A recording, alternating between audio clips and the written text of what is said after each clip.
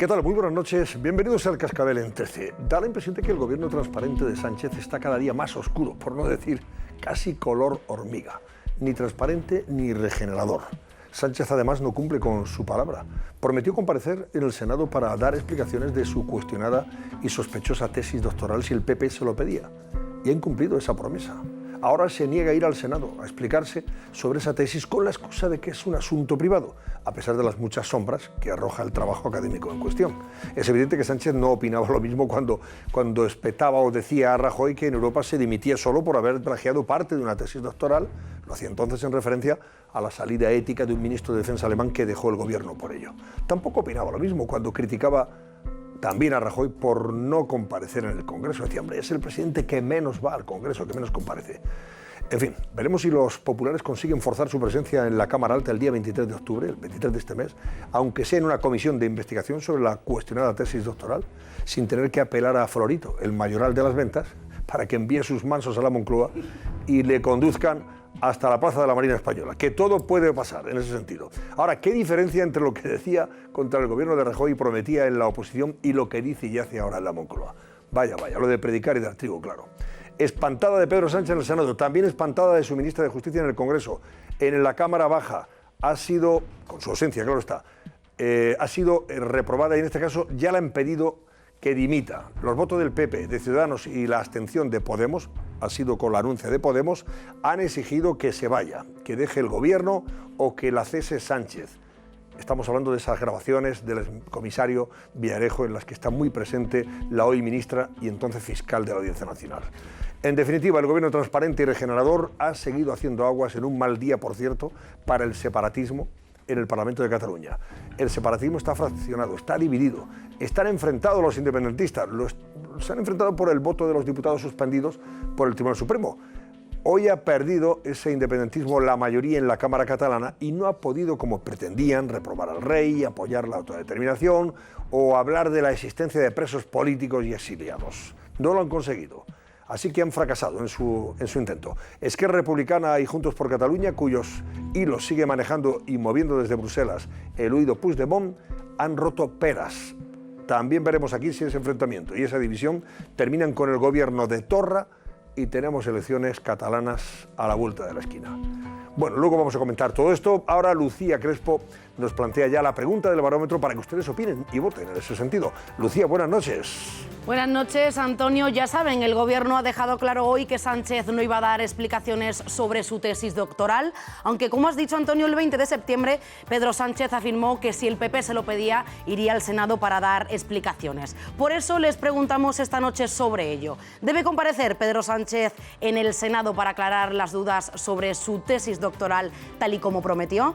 Desde ya están abiertos nuestros teléfonos. Si consideran que sí, que Pedro Sánchez debe comparecer en el Senado y aclarar estas dudas, marquen el 905-855-001. Si por lo contrario creen que no, marquen el mismo número pero acabado en 02, 905-855-002. Ya saben que pueden seguirnos en nuestras redes sociales, en Twitter @elcascabel13 y que también pueden seguir la tertulia de esta noche y comentarla con el hashtag elcascabel9o. Estaremos muy pendientes.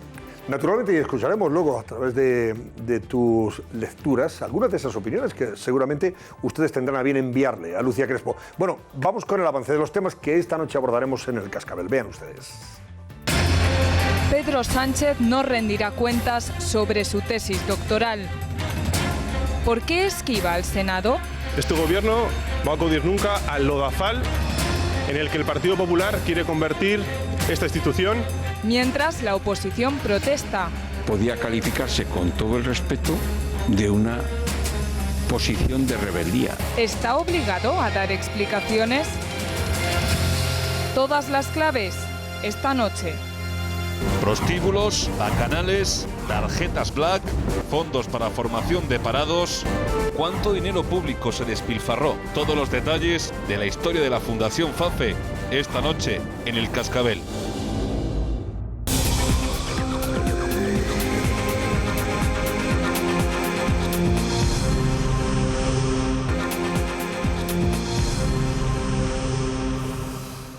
Bueno, esta noche me acompañan Gloria Lomana. Buenas noches, Gloria. Hola, buenas noches. Y Paco Rosell, buenas noches. Muy buenas noches, Antonio. Y Esther Jaén, buenas noches. Muy buenas Esther. noches. Y Carmelo Encinas. ¿Qué tal? Carmelo, Buenas noches a todos. Enseguida os pido opinión, lógicamente, sobre esta espantada de Sánchez del Senado. Pero antes, Susana Ollero nos va a contar por qué el PP quiere que acuda a la Cámara Alta y hable de esa tesis, las sospechas, dudas, presuntas irregularidades que convergen en esa tesis doctoral. ¿Y qué dice el Partido Socialista para negar ahora la presencia de Sánchez cuando él mismo había prometido que si el Partido Popular le pedía que compareciera y explicara lo de la tesis, lo haría? Ahora ya dice que no está por la labor. Susana, cuéntanos.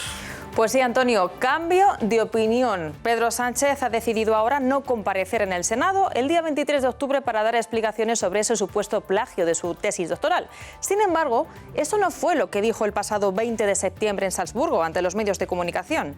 ¿Quieren escuchar sus palabras? Ahí las tienen. Ha habido un fallo en una reseña que va a ser subsanado en una nueva edición del libro. Y a partir de ahí, pues si el Partido Popular quiere que comparezca en el Senado, comparecerá. Bueno, eso es lo que dijo el 20 de septiembre. Y esto que van a escuchar es lo que ha dicho esta misma tarde, hace apenas 3 horas. Por tanto, este gobierno lo que va a hacer es prestigiar las instituciones. Si otros están en tratar de instrumentalizar las instituciones públicas y en consecuencia en seguir reduciendo su prestigio, será su responsabilidad, pero no la de este gobierno. No va a comparecer en el Senado. ¿Pero por qué ha cambiado Sánchez de parecer? Bueno, pues ahora su partido, además de lo que acaban de escuchar, el PSOE cree que ir al Senado sería arrastrarse por el lodazal que le ha preparado el Partido Popular. Bueno, pues así lo ha dicho literalmente esta misma mañana el portavoz del PSOE en el Senado, Ander Gil. Este gobierno ni de la solapa, ni de las orejas, ni arrastras. Va a acudir nunca al lodazal en el que el Partido Popular quiere convertir esta institución y esta casa. La oposición, como comprenderán, pues no ha tardado en reaccionar. El Partido Popular amenaza con crear una comisión ad hoc para que Pedro Sánchez comparezca sí o sí en el Senado. Nos parece de tal gravedad, nos parece tal falta de respeto al Parlamento, tal falta de respeto al Senado. Nos parece que es una práctica tan propia de regímenes autoritarios que tiene que ocultar el doctor Sánchez sobre su tesis doctoral, que si el presidente del Gobierno desacata el mandato del Parlamento de comparecer, haremos una comisión de investigación en la que la no comparecencia tiene repercusiones penales. Bueno, pues nosotros nos hemos ido a la Constitución. ¿Qué dice la Constitución sobre este punto? ¿Está obligado o no un presidente del Gobierno a comparecer en el Senado si la Cámara lo requiere? Bueno, pues dice esto que van a ver, en concreto el artículo 110.1. Y dice, las cámaras y sus comisiones pueden reclamar la presencia de los miembros del Gobierno. O sea, les explico que cualquier miembro del Gobierno estaría obligado a comparecer a requerimiento de las cámaras, tanto si es la del Congreso como si es la del Senado. Sin embargo, esta no es la interpretación que hace el Ejecutivo de este artículo. Escuchen lo que ha dicho esta mañana la vicepresidenta del Gobierno, Carmen Calvo.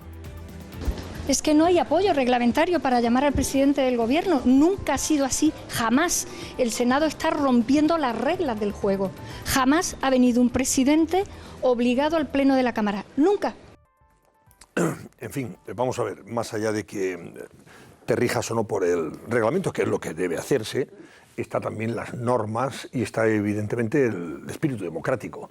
Y si el señor Sánchez prometió que iba a dar explicaciones de un asunto privado, según él, pero que ha tenido una trascendencia, como se sabe, notable, pues hombre, lo que debe hacer es explicarse. ¿Qué pasa con su tesis? Porque hay sombras de dudas y sospechas sobre presuntas irregularidades en la misma, ¿no?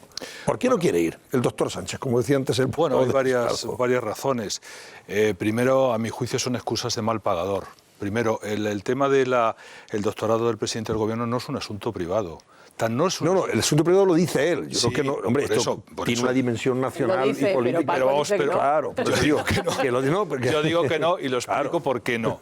Primero, porque en su momento, el presidente del Gobierno, cuando era jefe de la oposición, le recordó al presidente del Gobierno, Mariano Rajoy, la situación del ministro de Defensa. El ministro de Defensa alemán que había plagiado y que obligó a dimitir. Y ese fue el marco de referencia en el que le puso enfrente, el espejo que le puso a Mariano Rajoy el propio presidente del Gobierno. Pero además hay otra circunstancia que no se suele recordar, que es muy importante, que a ese ministro de Defensa la universidad de turno le retiró su doctorado.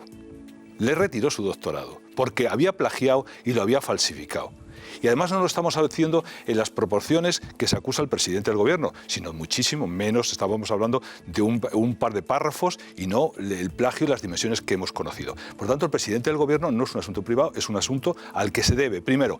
Luego incumple su propia palabra. El presidente del Gobierno, efectivamente, en las imágenes que habéis dicho de Salzburgo, dijo que iba a comparecer. Hoy, cuando justo se encuentra ante el brete de que la situación se ha complicado, han salido nuevas revelaciones sobre la autoría de esa tesis, sobre los plagios de esa tesis, ahora dice que no quiere prestigiar al Parlamento, en este caso al Senado, diciendo que no acude, una cosa absolutamente inadmisible. Pero además hay otro hecho. Dicen que no puede comparecer porque el reglamento no le obliga. Eso no es verdad. El presidente Mariano Rajoy compareció al Senado por el tema Bárcenas. Hay que recordarlo, hay que recordarlo. Por tanto, ninguna de las razones que está manejando se atiene digamos, a razón de ningún tipo. Y además lo compromete. Es decir, un presidente del Gobierno que dijo que iba a hacer del Parlamento el centro de la vida pública, lógicamente que se niegue a acudir a él, me parece que no dice mucho del ejercicio de transparencia al margen de los argumentos que antes he expuesto. Yo es que, Antonio, me referiría exactamente a la Constitución, que habéis hecho muy bien en reseñarlo. Yo creo que dice ese artículo, el 101... Claro, no, es que una democracia... 110, perdón. Una democracia se cimenta sobre sus instituciones, independientemente de que te gusten las mayorías o las minorías que se conformen. Ahora, con los presupuestos, ya se ha introducido la idea de que lo democrático es atender al Congreso y no al Senado. Y no es así. Nuestro sistema parlamentario se basa exactamente en las dos cámaras y, por lo tanto, más allá de los gustos, de cómo presentes, de si puede ser una cosa personal o es una cosa institucional, por encima de eso, la demanda del Senado es una cámara a la que uno ha de responder si es el presidente del Gobierno. Y en este caso yo creo que claramente está obligado, pues porque tiene que atender el requerimiento, más allá de si le gusta a la mayoría o no le gusta. Y cuando uno quiere atender el requerimiento, aparentemente él estaba dispuesto a hacerlo. Ahora ya le da miedo someterse a ese escrutinio de la Cámara Alta por si acaso esas revelaciones últimas en relación con la tesis, o alguien puede decirle algo que él desconoce y que puede ser una sorpresa en relación con el asunto. Yo creo que tiene que ver miedo más con todo el lío que hay ahora mismo y la situación, desde mi punto de vista, dramática de deslealtad institucional que está ahora dominando la escena política. Es decir, el presidente que dijo yo iré, lo dijo en Salzburgo y tal, ahora dice, bueno, pues si el reglamento no me obliga, no voy.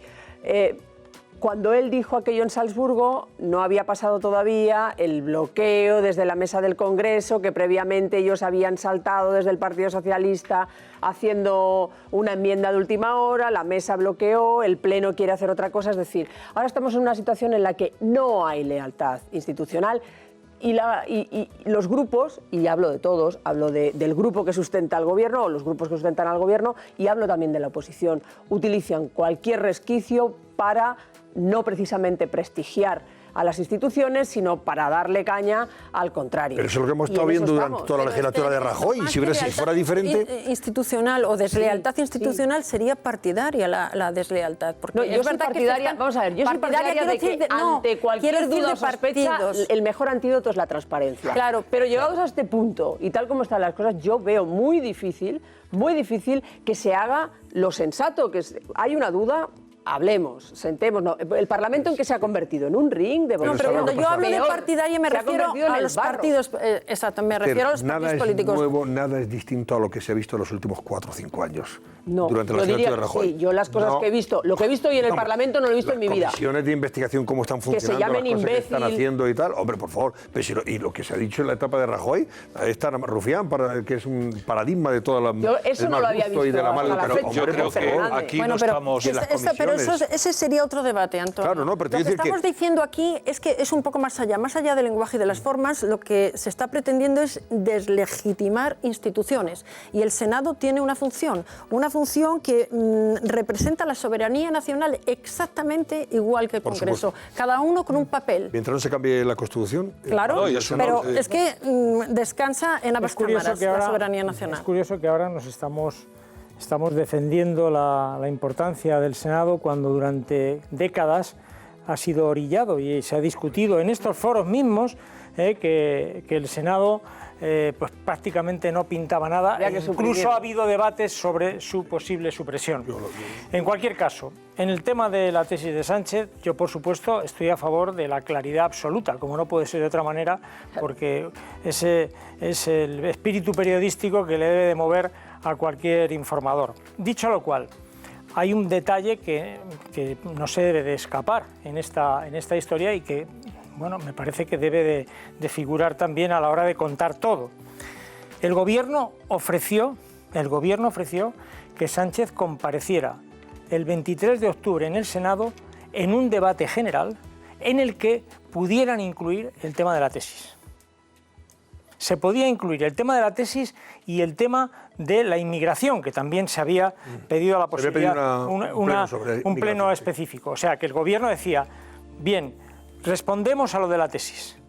El presidente acude y responde sobre la tesis, pero en el marco de un debate general en el que entran otras historias y cuando se llega a lo de la tesis se responde a lo de la tesis. El PP dijo que no. El PP dijo que no. Pero es que eso no vale. Perdona, es que no vale. No sé si vale o no. No. Tú escuchas lo que yo digo como sí, pero es que no vale. Yo he escuchado con respeto lo que tú dices. Sí, naturalmente. Bueno, no sé si a ti no te vale. No. Al Partido Socialista, que lógicamente... Déjame que termine, por favor, que he escuchado con mucha atención a los dos, que habéis hablado incluso 2 veces. A los 3, yo todavía... a los 4. No, digo... A mí no me atiende. No, es que ella solo ha hablado una vez, vosotros 2. Y a mí me suma una vez más. 2 veces. Bien, entonces, lo que digo, no quiso el Partido Popular, podía haber incluido en ese debate general el tema de la tesis y hacerle 1 y 1000 preguntas, pero no le interesaba. El Partido Popular quería un debate específico sobre la tesis. ¿Y para qué vamos a engañarnos? Quería un poco de circo.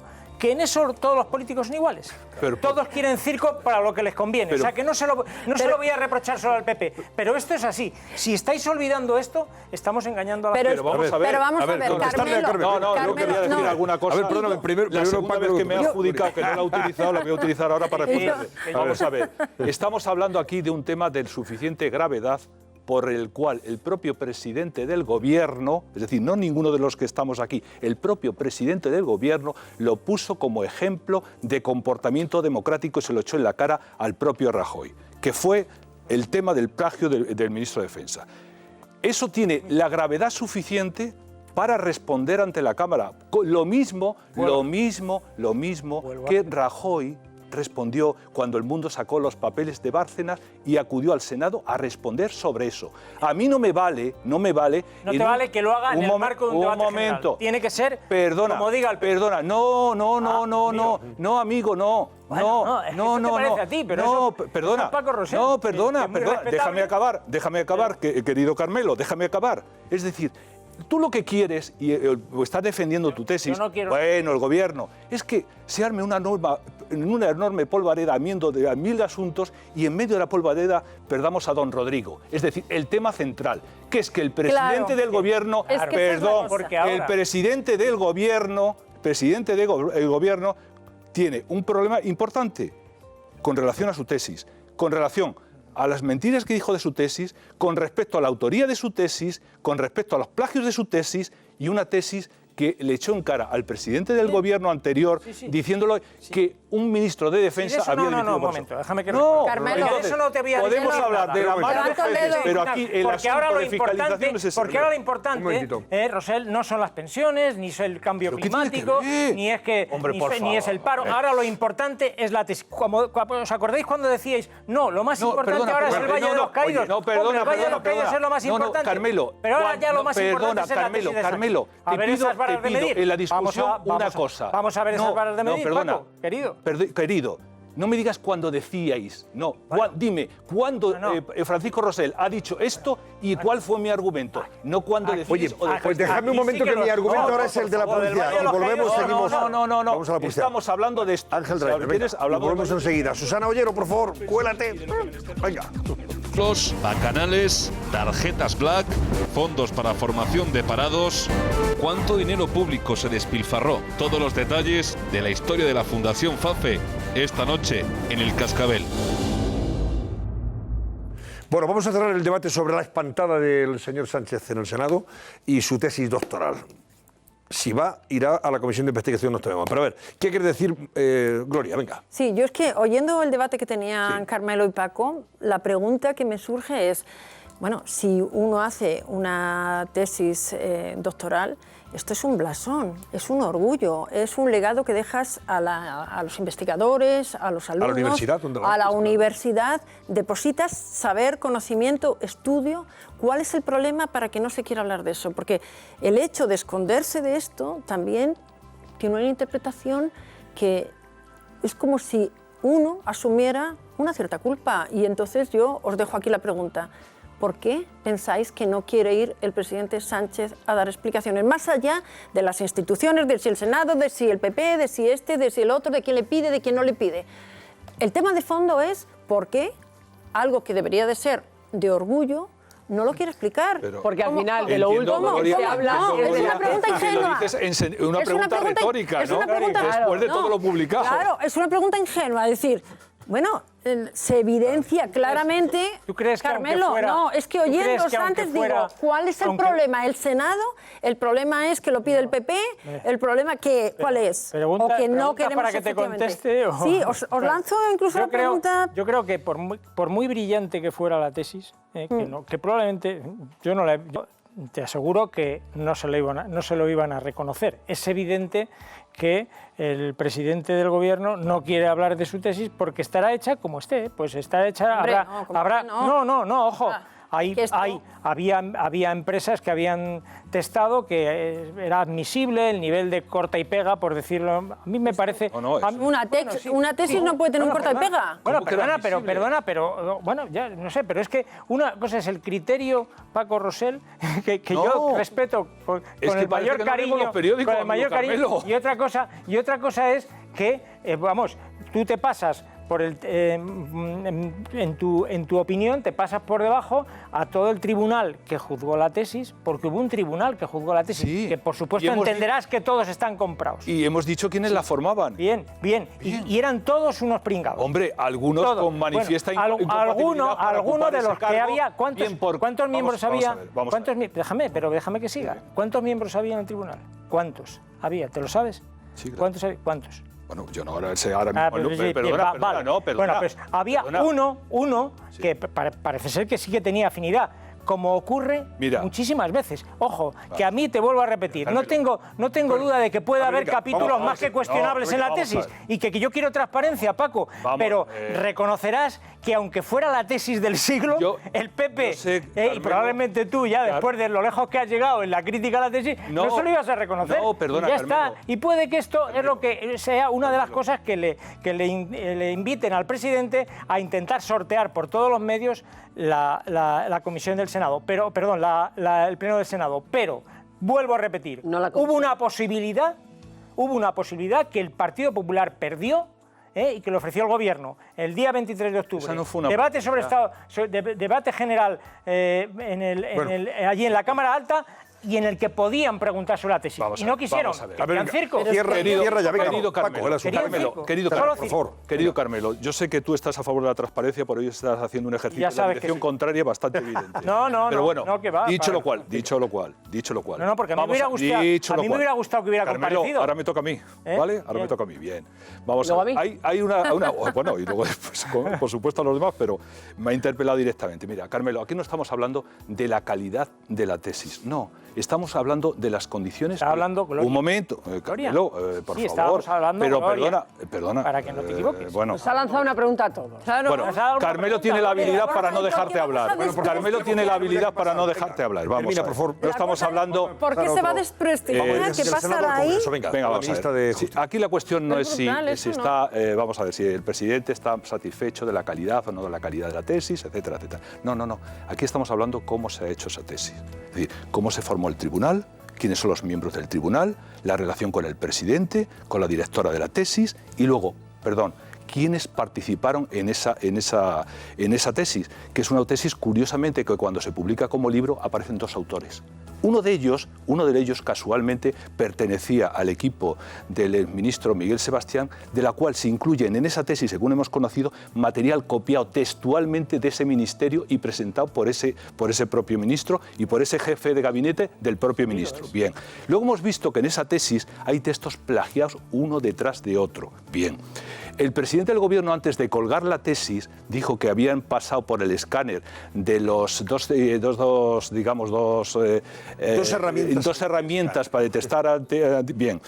Perdona, y dijo que no era un nivel mínimo. Bien. Uno de ellos, de esos institutos, precisamente alemán, con sede en Colonia, y sabe cuál es su prestigio, dijo que, primero, lo que ellos habían hecho superaba ampliamente lo que había dicho el presidente, pero ojo, el 13. ojo. Habían dicho que el 9 y esto es el 13. No, ojo. Y había dicho otra cosa. Se dirigió a la Moncloa pidiendo que por favor le transmitieran el estudio que ellos habían hecho. Pero no querido Carmelo, Carmelo, todavía están esperando en este Instituto de Colonia que el presidente del gobierno, tan amante de la transparencia, con ese ejercicio de transparencia que dices tú, que está haciendo un ofrecimiento al Senado, metiendo en medio de un problema de este asunto. Vamos a ver, pero siempre tiene la última palabra, ¿me entiendes? Venga, que habéis hablado mucho ya del tema. Bien, no, pero siempre tiene la última palabra. Vamos a ver qué nos cuenta Irene Sanz sobre lo que ha pasado, porque lo del Congreso, espantada de Sánchez en el Senado, pero hay también una espantada, la de la ministra de Justicia, que no ha estado hoy en el Congreso, a pesar de que hoy, con los votos del Partido Popular y de Ciudadanos y la abstención de Podemos, se ha aprobado una moción en la que se le exige su salida del gobierno. Se le pide a Sánchez que la cese o que ella se vaya por sus vínculos con el excomisario Villarejo y por esas grabaciones en las que ella pues tiene un protagonismo bastante notable, las conversaciones que se han grabado y se han escuchado. Irene Sanz, ¿cómo ha quedado la cosa? Cuéntanos. Bueno, pues como adelantabas, como estaba previsto, con los votos de PP y Ciudadanos y con la abstención de Podemos, se ha aprobado al final esta moción consecuencia de interpelación. Es el Partido Popular quien la presenta y con ella le dan dos opciones a Pedro Sánchez: o Delgado dimite o cese inmediato. Y por ello tienen cuatro motivos para pedir esto. En principio, la ministra aseguró que no había tenido ninguna relación con el excomisario Villarejo, ni personal, ni profesional, oficial, no oficial. Dijo que solo se conocían de algún evento y después de conocer los audios de 2009 parece demostrada la relación con el excomisario. Segundo capítulo, presuntos delitos sin investigar.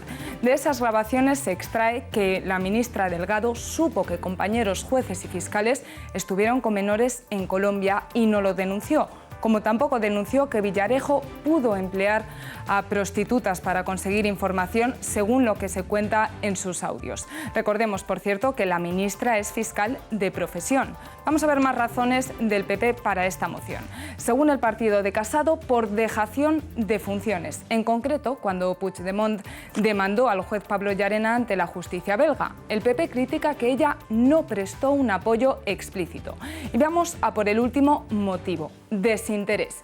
Las sugerencias del Gobierno de excarcelar a los políticos presos en Cataluña. Según el PP, una injerencia en las competencias del Poder Judicial. Una injerencia a la que la ministra, según el PP, no respondió como debiera. Y hoy en el Senado, la titular de Justicia se ha defendido. Escuchen. Ustedes están confundiendo declaraciones que simplemente pretenden rebajar el nivel y el tono de la conversación en relación a las presiones del Poder Judicial. Este Gobierno nunca, jamás ha presionado ni al Poder Judicial ni al Ministerio Fiscal. Jamás.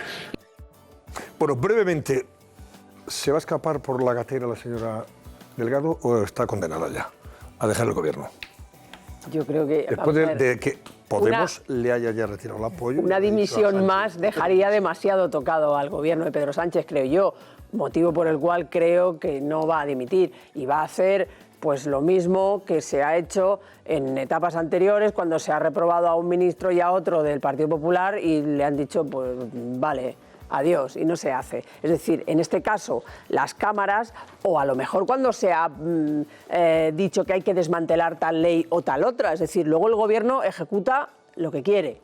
Si puede vetarlo, lo veta y no lo hace. Y si no está obligado a hacerlo, y en este caso no está obligado a hacerlo, claro que no está obligado, el Parlamento dice, pero el Gobierno no está obligado y no lo hará. Entre otras cosas porque es darse un tiro en el pie. A pesar de que el Gobierno no tenga que ser responsable de lo que hubiera podido pasar hace 10 años con la ministra, para el Gobierno sería un golpe durísimo. Ahora, ¿otra dimisión de un ministro? Yo creo que no, o sea que el tema para el Gobierno está zanjado y no va a haber dimisión ni cese, vamos, no, el presidente no va a ordenar el cese de la ministra, porque el efecto sería mucho peor. O sea que Esther, porque estás hablando de dimisión, pero sería cese. Sería un claro, cese, claro. Tres Es lo que han ceses. pedido en la moción, ¿no? Que Tres se hace eso. ceses en 4 meses, pues es bárbaro. Pero sí que te digo que el Gobierno, el resto del Gobierno y el Partido Socialista, tengo la impresión y alguna información de que la van a sujetar a su pesar. El Gobierno, que parte del sí se cree realmente feminista, no acepta, ministros y ministras, las declaraciones homófobas y machistas que esta ministra hizo. Y, bueno, declaraciones pues, no, ¿eh? No son declaraciones. No. Declaraciones no, efectivamente. Comentarios. Son comentarios, en una comentarios y grabaciones. Pero bueno, luego lo asumió de alguna manera además, o sea que se ratificó en que aquello lo había dicho. Y es algo que sí que tengo más que certeza de que en el Gobierno una buena parte de ministros y ministras no lo aceptan. No les gusta tener a esta señora ya de compañía. ¿Voy, Antonio? Sí, venga, vamos ya. Bueno, yo creo que Dolores Delgado de este trance sale debilitada, porque no cabe duda de que esas conversaciones o esas grabaciones que se hicieron en una conversación, unos comentarios privados, que siempre decimos que... Cuidado, que nadie aguanta una grabación que ninguno aguantamos, en una comida... Que ninguno aguantamos que alguna vez no hayan contado un chiste y nos hayamos partido la caja con un chiste que no teníamos que reírnos. O sea, yo esto lo sigo manteniendo, pero en cualquier caso, a mí sí me parece que sale debilitada. No va a dimitir. Yo voy a recordar que Rajoy fue a la moción de censura con 5 ministros reprobados por las cámaras, ninguno de los cuales dimitió. Y no por unas conversaciones privadas, no, algunos por algo tan importante como Cristóbal Montoro, que fue reprobado por la Cámara porque su amnistía fiscal, que fue un tótem de su mandato, es moco de pavo. El propio Rafael Catalá, ministro de Justicia, fue reprobado por dar apoyo. También se pilló una cosa privada, siempre estamos con esto, ¿no? Con las cosas privadas. También se pilló una cosa privada en la cual daba ánimos y deseaba suerte a Ignacio González, que está en la cárcel, o sea, fue a la cárcel, por un asunto de corrupción, y él, siendo ministro de Justicia, le dio ánimos y por eso fue reprobado. ¿Dimitió? Pues no dimitió. La propia portavoz del Partido Popular, Dolors Montserrat, fue reprobada por la Cámara por el incumplimiento del Pacto de Estado contra las víctimas machistas, que a mí esto ya me parece más opinable. En el caso es que la figura se ha abaratado bastante. Exacto, en esto puedo estar de acuerdo. Pero vamos, asuntos tan graves como el que os acabo de explicar del señor Montoro y del señor Catalá, y que pasó, el Gobierno pasó de la reprobación. Pero es que aquí ¿Qué esperáis ahora? ¿Qué esperáis? Carmelo, aquí se ha desvirtuado. ¿Qué esperáis? El tema es que se corrigió a sí misma y que se interpretó como que había mentido, más allá de los otros episodios de los que estamos Si me lo permitís, con todos esos casos, alguno puede estar coincidente, Carmelo, lo que ocurre con la ministra de Justicia es muchísimo más grave.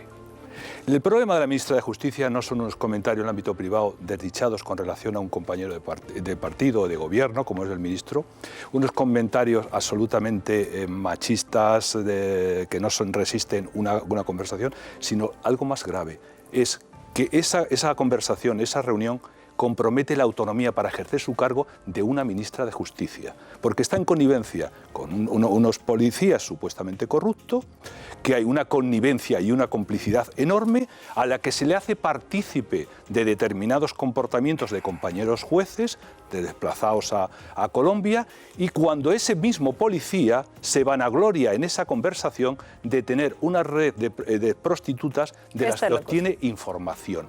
Bien. Yo creo que el presidente del gobierno, no celebra, Carmelo, si me Pero dejáis no acabar, denuncia, si me Carmelo. dejáis acabar, sí, porque tenemos que sí, y acabo rápido. El presidente del gobierno es verdad que tiene una circunstancia personal muy complicada y soltar a otro ministro, pero es que yo creo que es en el caso de la ministra es más complicado. El presidente del gobierno no se puede permitir dejarla caer por otras razones mucho más complicadas, que sería dejar al ministro de Ciencia por el tema de la sociedad instrumental, al otro, etcétera, etcétera. Porque aquí hay un asunto de enorme gravedad y que necesita ser aclarado. Es la complicidad de la antigua fiscal y ahora ministra de Justicia con determinados niveles de corrupción policial que comprometen, insisto, comprometen el ejercicio de la autonomía de la persona, que es además la notaria mayor del reino. Y yo creo que ella no está en condiciones de poder ejercer su cargo. Y es lo que me parece más grave. Pero te escuché lo mismo de Catalá. Lo estamos viendo con el foco de hoy. Cuidado, porque hace 10 años o hace 9 años, esos comisarios eran lo más.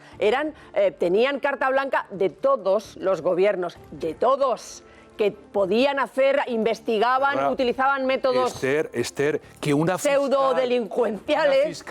Una fiscal en esa conversación dé cuenta de la información que está dando a un señor que dice que tiene una red de información de prostitutas para chantajear a personas y a determinados empresarios y a políticos, como se dice en esas cintas, es una enorme gravedad. Una fiscal en ejercicio junto... No, a mí me parece muy grave. A mí me parece asqueroso. A mí me parece lo primero que tiene de que una hacer enorme es gravedad probarlo, para la salud democrática de este país. Porque lo que parece es que Villarejo no era un tipo de lo más honesto y sincero. Pero es ese tipo... Sí, mimado por todos los gobiernos. Bueno, pero lo que estaba mimado, evidentemente, y estoy acabando, este fiscal y este juez y esta fiscal y el juez que estaba ahí presente, al cual se atreven a decir al señor Villarejo que le quite de en medio determinados policías que están en la Audiencia Nacional. Por tanto, estamos hablando de unas grandes complicidades al respecto, que yo creo que desde una exigencia democrática debiéramos ser muy escrupulosos. Pero estando tan de acuerdo por su vida, cuidado. Pero estando tan hoy en la cárcel. Bueno, esto es una afirmación brutal también, pero vamos a ver. No lo he dicho yo, hay una querella presentada por Pablo Crespo que además afirma y pide protección para el señor Villarejo. Pero estamos hablando, fíjate, ¿de quiénes estamos hablando? No sé hasta qué punto tenemos que dar crédito a determinadas personas con ese tipo de afirmaciones ni con otras. Vamos a poner también las cosas en su sitio y de qué personajes estamos hablando. Tremendos todos. Pero en el caso que tú decías, que es verdad que se circunscribe a 2009, estando totalmente de acuerdo contigo, sí que digo, ella... no es que se haya contradicho hace solamente un mes, es que ha mentido. Hace un mes dijo que no les conocía, que no conocía a Villarejo de ninguna de las maneras. Luego dijo que no le conocía de manera profesional. Exacto. Y después llegó a reconocer que existían las 3 conversaciones. Esto es lo que a mí me parece inaceptable en estos momentos. Bueno, son las 11:16 minutos. Tenemos cita electoral el 2 de diciembre en Andalucía. Ayer lo anunciaba Susana Díaz. Hoy se ha analizado, comentado el porqué de esa convocatoria electoral, ese adelanto electoral cuando corresponde a marzo, concretamente, los comicios andaluces. Así que se adelantan 3 meses prácticamente. Tenemos a Juan Marín, que es el presidente y portavoz de Ciudadanos en Andalucía y que puede darnos a lo mejor algún detalle más que no conozcamos sobre el motivo que ha llevado a Susana Díaz a este adelanto electoral. Don Juan, buenas noches. Muy buenas noches. ¿Me escucha bien usted? Sí, ahora mismo le escucho perfectamente. Vale, bueno, voy a pedir a que aquí en el plató nos suman un poquito más efectivamente el sonido porque no me llegaba su voz. Bueno, le pregunto de entrada, señor Marín, ¿usted sabía que Susana Díaz iba a adelantar los comicios al 2 de diciembre? ¿Pactó la fecha con usted, en la medida en que han sido socios parlamentarios esta legislatura? Pues en absoluto. Es más, nosotros pensábamos que se iba a alargar incluso un poco más, al menos la fecha por la que apostábamos no era antes del 16 de diciembre, pero bueno, evidentemente la señora Díaz decidió convocar las elecciones en el día de ayer, pero realmente la legislatura se había agotado ya cuando dijo que no estaba dispuesta a cumplir con el acuerdo de regeneración democrática que Ciudadanos le había planteado cuando la investimos presidenta. Yo creo que a partir de ese momento, pues ya la legislatura estaba prácticamente en sus últimos días. De hecho, hemos visto cómo el Parlamento andaluz ha venido desconectando desde prácticamente este verano, pero ha sido mucho más rápido, mucho más evidente a partir de ese 4 de septiembre, donde reunimos la comisión de investigación, la comisión de seguimiento de los acuerdos, y donde le planteamos una serie de cuestiones que estaban firmadas, ¿no? Que era un acuerdo de regeneración donde hablábamos de la eliminación de los aforamientos, de la publicación de un decreto que estaba ya, que era precisamente la de la lucha contra el fraude y la corrupción política, o otras medidas como lo que se votó el día 12 en el Parlamento andaluz, que era el dictamen final sobre la reforma de la ley electoral en Andalucía. Nada de esto quiso cumplir y sencillamente pues no dio ninguna explicación, ni en aquel momento, ni el día 4 de septiembre, ni después. No ha dado absolutamente ninguna explicación de por qué no iba a cumplir su palabra. Ella decía, siempre ha dicho en este Parlamento, que su palabra era su patrimonio, y a partir de ese momento, lógicamente, su patrimonio para nosotros quedó sin ningún tipo de valor, y decidimos, como no puede ser de otra forma, pues dar por finalizado ese acuerdo de investidura. A partir de ahí, pues las decisiones, evidentemente, en ningún momento ni las hemos conocido ni las hemos compartido, claro. Pero a ustedes no les ha sorprendido que adelante las elecciones, ¿no? ¿O sí? Más allá de que sospechan de razones para hacerlo. Bueno, yo evidentemente solamente se me ocurren dos, fundamentalmente. Una es el invierno judicial que se le viene encima a la señora Díaz, que se le va a hacer muy largo y muy duro. Y por otro lado, por supuesto, esa necesidad imperiosa de que las elecciones andaluzas no coincidan con un posible adelanto electoral del señor Sánchez, algo que a ella nunca le ha gustado, ¿no? Yo creo que eso han sido los motivos fundamentales por los que ha decidido finalmente adelantar las elecciones al 2 de diciembre.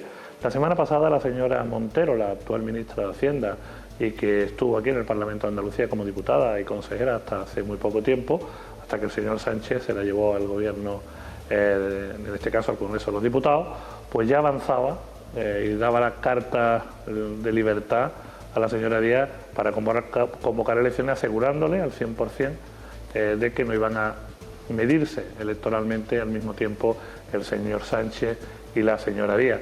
Yo creo que a partir de ese momento es cuando se ha acelerado, y por eso en apenas 4 o 5 días finalmente ha tomado esta decisión, por un interés exclusivamente de ella, de Susana Díaz y del Partido Socialista, sin mirar en absoluto el interés de los andaluces. Y les doy un dato muy sencillo, que yo creo que todo el mundo que nos pueda estar viendo va a valorar. Mire, el hecho de que se adelanten las elecciones, en este momento se convoque y se disuelva el Parlamento en el día de hoy, que es cuando se ha hecho, significa que 1.730 millones de euros van a dejar de invertirse en obra pública en Andalucía de aquí al 31 de diciembre. Si el interés de la señora Díaz fuera que realmente esas obras de infraestructura se pudieran poner en marcha, que nuestras empresas pudieran ser más competitivas al tener unas mejores comunicaciones, o que muchas cuestiones que llevan años esperando para garantizar el agua a agricultores de Huelva, de Almería, de muchísimos rincones de Andalucía y ganaderos, pues si su interés fuera realmente Andalucía, yo creo que hubiera agotado la legislatura y hubiera aprovechado unos presupuestos que tienen vigor al menos hasta el 31 de diciembre de este mismo año.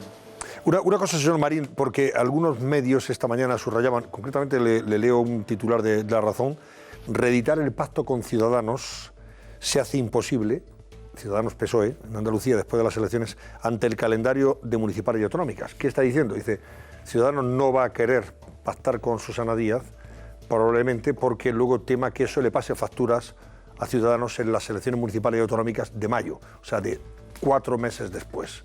¿Eso lo han contemplado ustedes, sinceramente? Bueno, no, en absoluto. Nosotros ahora mismo, desde que ayer por la tarde, a las 6:30, anunciara la presidenta la convocatoria electoral, lo único que pensamos es en hacer un gran trabajo en estas elecciones autonómicas. Tenemos por delante 54 días.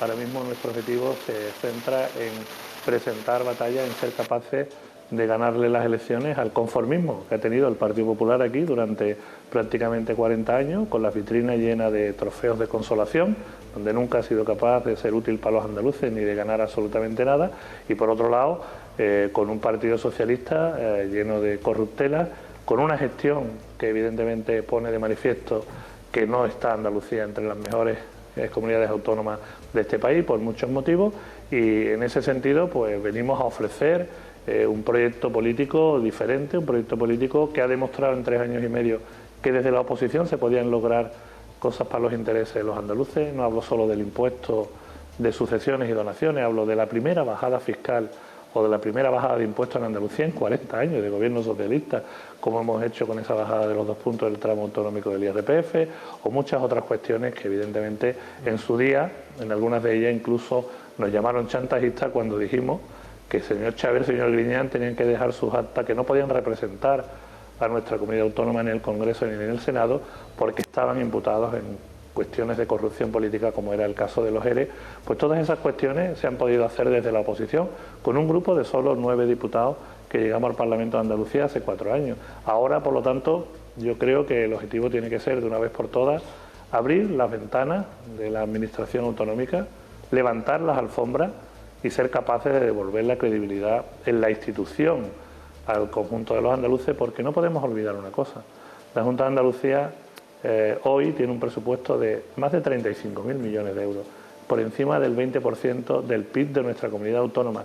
Y eso se tiene que traducir en generación de riqueza, de empleo y en solucionar los graves problemas que tenemos en la sanidad pública, en la educación y, por supuesto, intentar de una vez por todas que los que crean empleo, que los que crean riqueza en Andalucía, los empresarios, los autónomos, los emprendedores, pues sientan una administración cercana que le elimina trabas y que sobre todo le pone alfombras para que puedan sacar adelante un proyecto de negocio que genere empleo, que en definitiva yo creo que es lo que genera bienestar a una sociedad. Todo eso hay que hacerlo y por lo tanto nuestro único objetivo ahora mismo es ese, hacer ese trabajo, presentar ese proyecto a los andaluces y que el 2 de diciembre, de una vez por todas, acabemos con 40 años de gobierno socialista en Andalucía. Con la brevedad que nos impone ya el tiempo, señor Marín, le voy a hacer una última pregunta. Hablaba usted del invierno judicial que tendría que afrontar la señora Díaz, probablemente en referencia a ese juicio de los ERE, si hubiera mantenido la cita electoral en marzo. Podría haber o no coincidido incluso con la sentencia.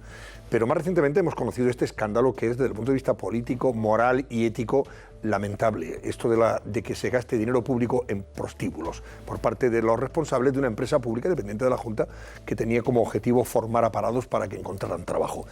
¿Esto pasa factura electoral ya o esto ya está amortizado? Estas cosas están ya, de tanto contarlas y comentarlas, ¿cree usted que esto ya, los ciudadanos ya pasan olímpicamente o no? Creo que no, no se puede pasar olímpicamente. Mire, ¿usted cree de verdad que yo, como padre que soy, que tengo 2 hijos, puedo mirar a mis hijos a la cara y no sentir vergüenza cuando me digan, papá, hay una administración autonómica, hoy hay gente que ha utilizado el dinero de los parados de Andalucía para irse de puticlub, para irse de fiestorra a costa de todos nosotros? Yo creo que yo sentiría vergüenza de tenerle que mirar a mis hijos a la cara y decirle que esto no pasa factura hoy día a responsables políticos que han hecho esta inmoralidad, insisto, con el dinero de todos los andaluces. Una de las cuestiones fundamentales, cuando le decía lo de que Susana Díaz le tiene miedo a este invierno judicial que se le viene encima, es precisamente la FAFE, de lo que usted me hablaba.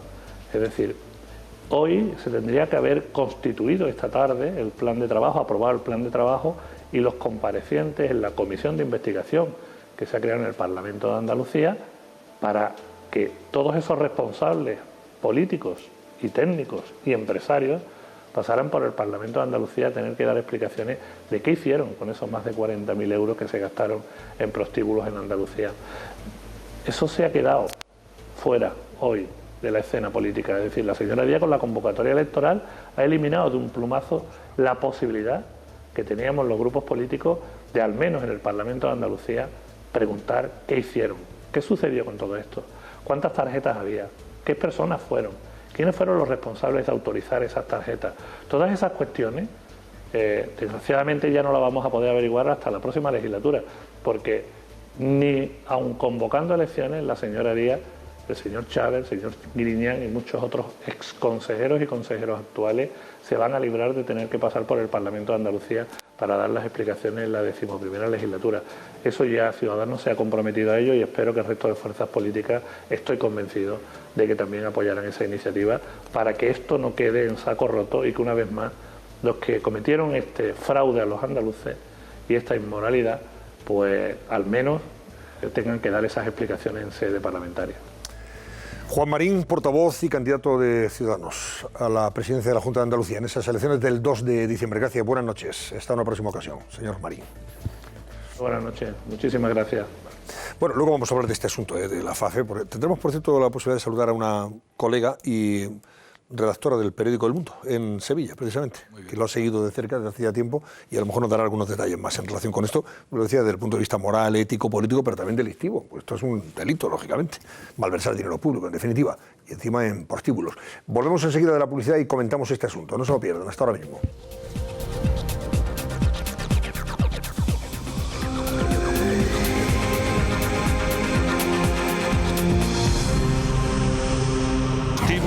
Bacanales, tarjetas Black, fondos para formación de parados. ¿Cuánto dinero público se despilfarró? Todos los detalles de la historia de la Fundación FAFE esta noche en El Cascabel.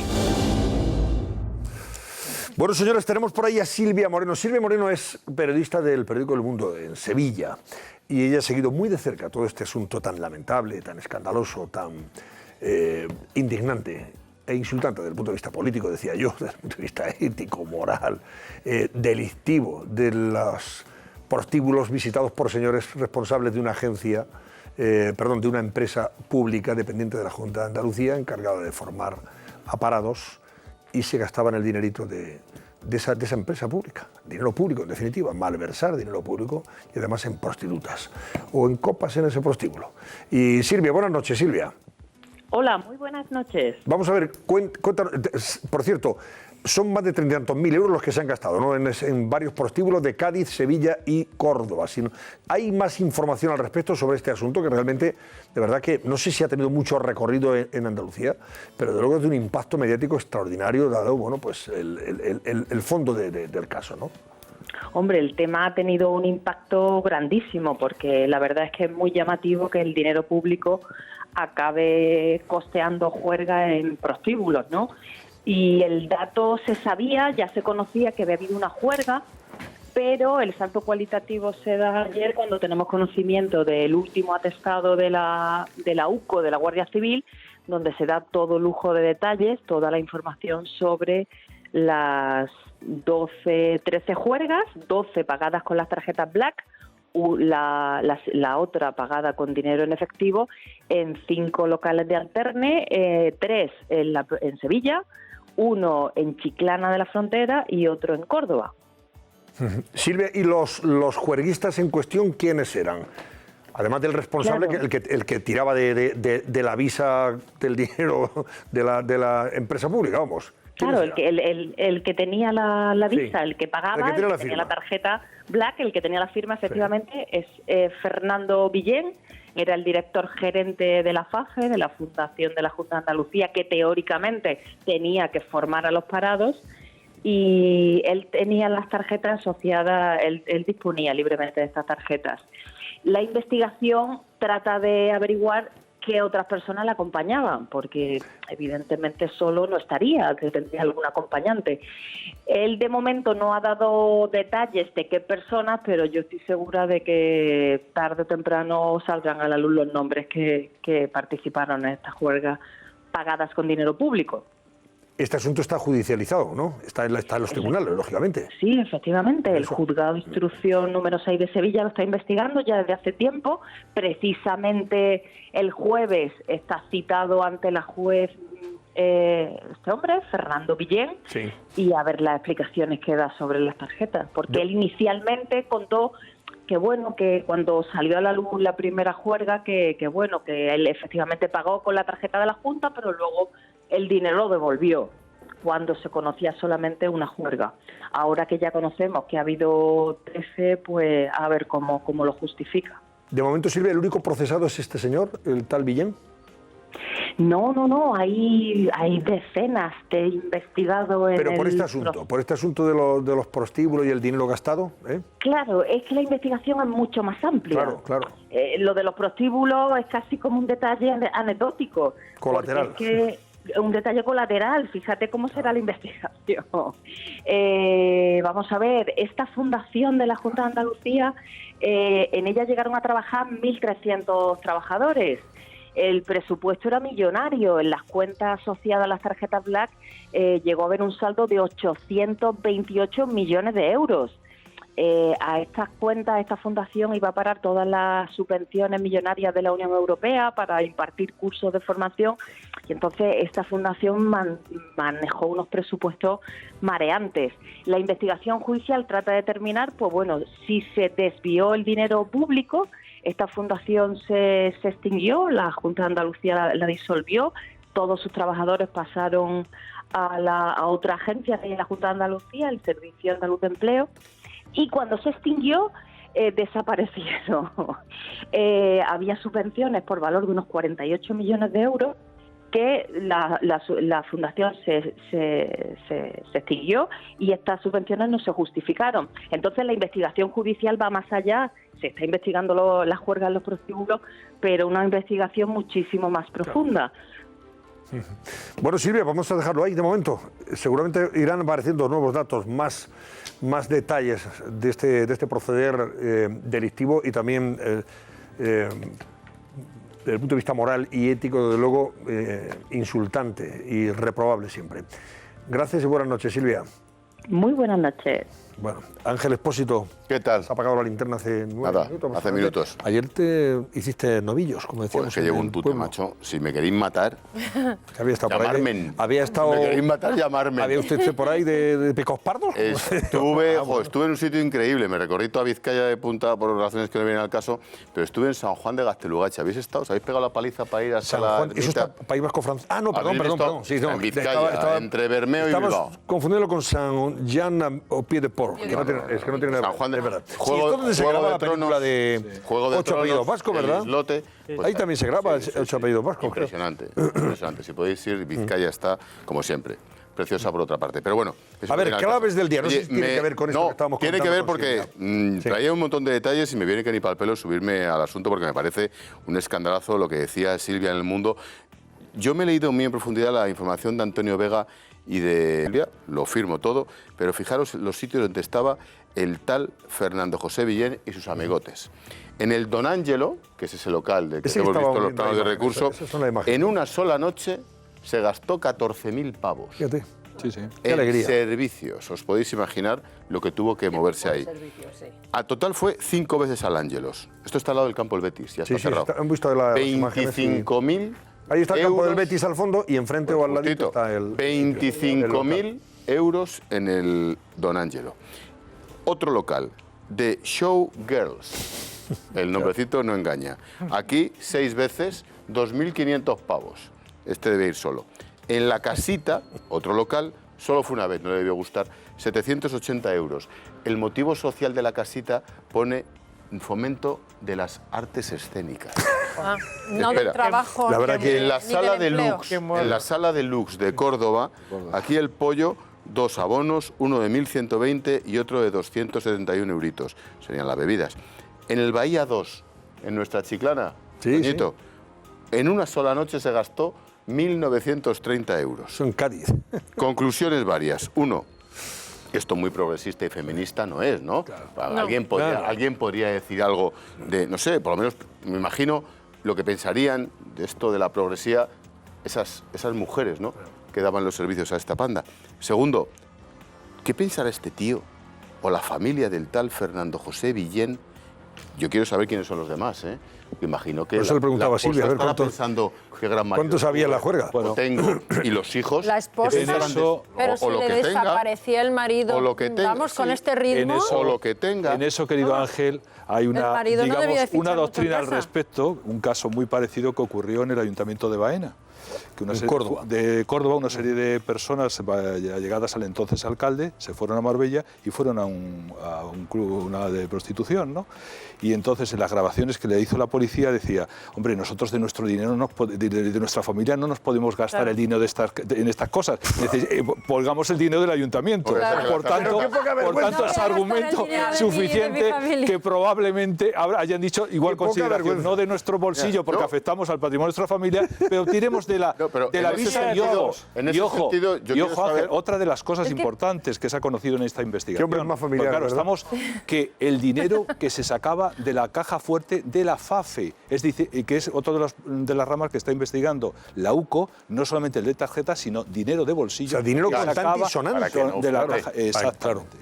Dinero negro. Y claro, es verdad que todo esto es muy llamativo, pero el gran problema de esto es la cantidad de fondos públicos que se han derrochado en el de la FAFE, de los cursos de formación, los SERES, así. Es decir, es tal cantidad que mueva el escándalo. Ya, y la siguiente derivada es...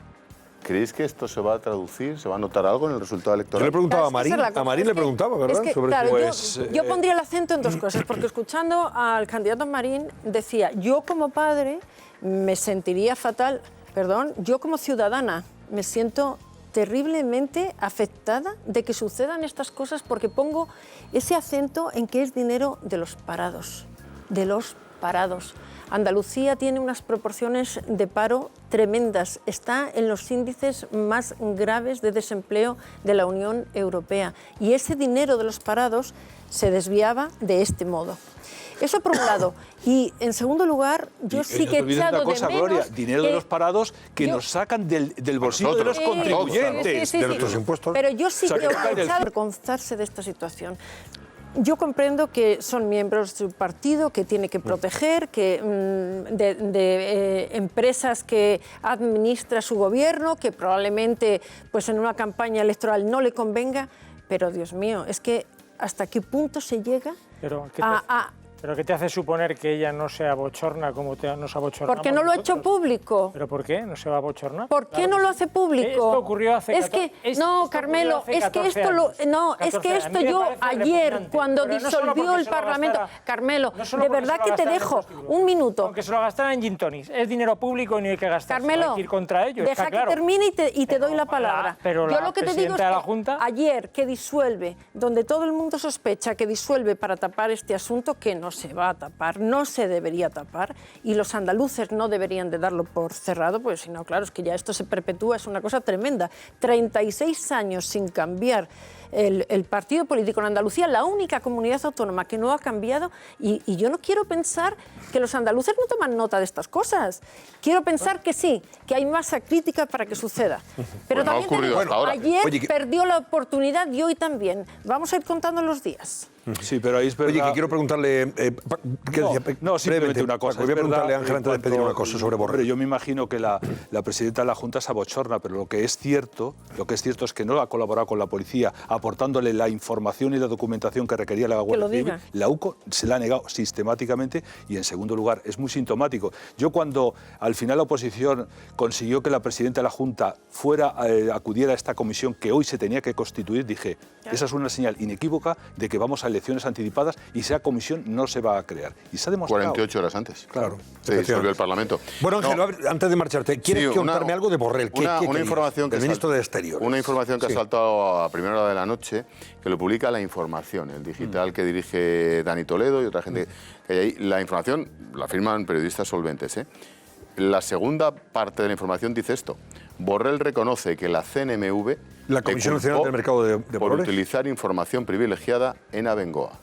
Cuando la era información previa, él era miembro del Consejo y presidente de la Fundación. Sí. La información es que hace 2 años... Miembro del Consejo de Administración. Hay que recordar que ya en su momento el ministro estuvo imputado porque conformaba parte del Comité de Retribuciones de Abengoa. Ese fue un caso judicial y este es el caso de la Comisión Nacional del Mercado de Valores, como está explicando Ángel, con motivo de unas determinadas inversiones y una información privilegiada. Según parece, lo que publican hace 2 años, noviembre del 16, la CNMV le abre expediente y se lo notifica. Dato interesante. Entonces, como Hacienda, te llega la carta, oiga, le vamos a investigar por esto. La operación sería una información privilegiada, siendo miembro del Consejo, de unos títulos de su ex esposa en Abengoa. La cuantía son 10.000 euros, al parecer no sería más, aproximadamente, pero el tema es, primero, le están investigando por información privilegiada, segundo, él lo sabía porque reconoce que se lo comunicaron, y tercera derivada, ¿Lo sabía el presidente del gobierno cuando le nombraron? Porque le sigue, según esto, le siguen todavía investigando. ¿Esa investigación está abierta? Está cerrada. No es que 2 años, según parece, con la movida que hay en Abengoa, que estuvo a punto de provocar la mayor quiebra de una empresa española en la historia, ¿no? Pero tú lo sabes mejor que de tu tierra. Pero bueno, la noticia es esta, en la información. En el último rato no hay día sin fiesta. Tenemos cada día efectivamente una... Veremos en qué queda, no sé más. Una noticia que afecta directamente a alguno de los ministros de Sánchez. En este caso estamos hablando de Borrell. Ángel Expósito, gracias y buenas noches. Y hasta mañana. Que descanse usted. Hasta mañana. A las 7 en la linterna de COPE. Y luego después, a partir de las 11:30, cuando cierra o apaga su linterna, nos acompaña aquí en el Cascabel. Presupuestos generales del Estado. Ya saben que Sánchez cree que puede o va a intentar sacarlos adelante. Podemos se lo está poniendo difícil. Tal como está el separatismo, vamos a ver qué van a hacer los separatistas. Ahora mismo están muy divididos, están fraccionados. Esquerra por un lado, los Puigdemones Juntos por Cataluña por otro, y vamos a ver, porque va a depender de ello, evidentemente. Pero Susana Ollero, vamos a ver, ¿qué va a presentar Sánchez? ¿Cómo va a intentar negociar esos presupuestos? ¿Qué planes tiene? Pues sí, Antonio, nos hemos preguntado cómo conseguirá Pedro Sánchez llevar a cabo esas subidas de impuestos para sus presupuestos generales del año que viene. Bueno, pues tenemos 2 escenarios. El primero que vamos a ver, que el presidente del Gobierno obtenga el suficiente apoyo por parte de sus aliados y que las cuentas públicas salgan adelante. Sin embargo, esta primera opción, como decía Antonio, está en el aire porque además Podemos ya ha amenazado con no apoyar los presupuestos si Sánchez no incluye todas sus peticiones.